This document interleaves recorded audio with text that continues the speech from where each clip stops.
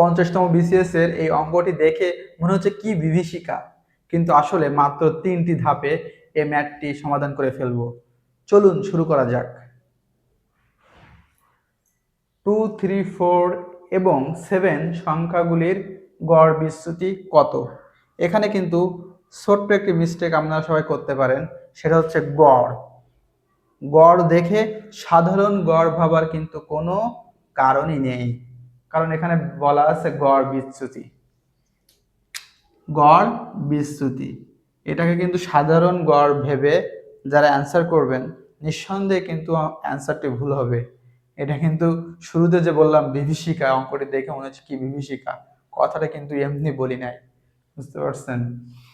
এই গড়টা কিন্তু সাধারণ গড়ের মতো না, তবে সাধারণ গড় কিন্তু এর ভিতরে আছে। মাত্র 3টে ধাপে সমাধান কিভাবে করা যায় দেখুন। প্রথমে 2, 3, 4, 7 এই 4টা সংখ্যা যে সাধারণ গড় আমরা করি, যেমন যোগ করতে হবে, যোগ করে 1টা 2টা 3টা 4টা 4 দিয়ে বাকি রেখে ভাগ করতে হবে। তাহলে সেই ভাগটা যদি করি, 7 আর 4 11, 11 আর 3 14, 15, 16, 16/4 সমান সমান গড় আসলো কত? 4। তাহলে আমার 2, 3, 4, 7 4টে সংখ্যা যোগ করলাম, করে যেহেতু 4টা সংখ্যা 3টা 4টা 4 দিয়ে ভাগ করলাম, করার পরে গড় আসলো 4। এইটা সাধারণ গড়। এখন এই গড়ের মান দিয়ে আমাদেরকে বিচ্যুতি বের করতে হবে। বিচ্যুতি সেটা কিভাবে? প্রথমে পরম মান চিহ্ন দিতে হবে। পরম মান চিহ্নের অর্থ হচ্ছে এই দুইটা দাগের ভিতরে যে মানটাই আসবে সেটা সবসময় ধনাত্মক হবে। আর গড় বিচ্যুতি, এখানে আমাদের বিচ্যুতি বের করতে হবে। বিচ্যুতিটা হচ্ছে কি, এই যে গড় মানটা আমাদের এই সংখ্যা থেকে বিয়োগ করতে হবে। তাই প্রথমে আসছে কত? 2, 2 থেকে এই গড়টা বিয়োগ -4। আবার পরের সংখ্যা 3, 3 থেকে 4 বিয়োগ, আবার 4 থেকে 4 বিয়োগ, 7 থেকে 4 বিয়োগ। তার মানে কি হলো? 1টা 2টা 3টা 4টা, প্রথমে 4টা সংখ্যার সাধারণ নিয়মে গড় করে আমরা 4 পেয়েছি।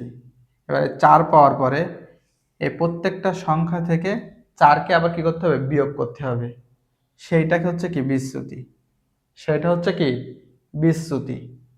তাহলে গড়কে আমরা কিন্তু 2 থেকে 3 থেকে 4 থেকে এবং 7 থেকে বিয়োগ করব। এখন খেয়াল করেন, 2 থেকে যদি 4 মাইনাস করা হয় তবে কিন্তু সাধারণভাবে কি হয়? সাধারণভাবে -2 হয়, কিন্তু এখানে -2 লেখা যাবে না। তার কারণ কেন? কারণ এখানে পরম মান চিহ্ন আছে। এই যে চিহ্নটা দেখছেন, এই দুইটা দাগ, এই দুইটা দাগের ভিতরে যে মানই আসুক না কেন, সে মানটা লেখার সময় সবসময় ধনাত্মক আকারে লিখতে হবে। তাই আমরা এখানে 2 লিখলাম। এইখানে বিয়োগ করলেও -1 হয়, কিন্তু বললাম এই যে দুইটা দাগ, এই দাগের কারণে এই -1টা শুধু 1 লিখতে হবে, -1 মাইনাস দেওয়া যাবে না। 4 - 4 0, এইখানে হলো 3। এখন প্রথমে আমরা গড় বের করছি, এবার গড়ের পরে আমরা বিচ্যুতি বের করছি, প্রত্যেকটা সংখ্যা থেকে এই গড়টাকে বিয়োগ করছি, করার পরে বিচ্যুতি আসলো। এবার এই বিচ্যুতির গড় বের করলে আমাদের অ্যান্সার হয়ে যাবে। এই বিচ্যুতির গড় আমরা বের করি। বিচ্যুতি 2 + 1 + 0 + 3, 2 1 0 3 সংখ্যা কয়টা? 1টা 2টা 3টা 4টা, না 4 দিয়ে ভাগ, 3 4 4 আর 2 6, 6/4। 2 দিয়ে কাটা যায়, একে কাটলে 3 হয়, একে কাটলে 2 হয়, 3/2। এই 3/2 অ্যান্সার, 3/2। তাহলে এই গড় বিচ্যুতির অঙ্ক দেখলে প্রথমে আমাদেরকে সাধারণ গড় ভাবা যাবে না, এই অঙ্কটা সবসময় 3টা ধাপে আমাদের সমাধান করতে হবে।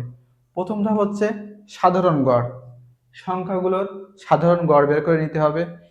এরপর সাধারণ যে গড়টা বের হলো ওই মানটাকে এই সংখ্যা থেকে বিয়োগ করতে হবে। বিয়োগ করার সময় অবশ্যই পরম মান চিহ্নের কথা মাথায় রাখতে হবে। তার মানে বিয়োগ করবো যে মানটা হবে সেটা সবসময় ধনাত্মকই হবে, ধনাত্মক আকারে লিখবেন। লেখার পরে এই যে বিচ্যুতিগুলো যোগ করে যে কয়টা সংখ্যা সেই কয় সংখ্যা দিয়ে ভাগ করলে যেটা হবে সেটা হচ্ছে আপনার গড় বিচ্যুতি।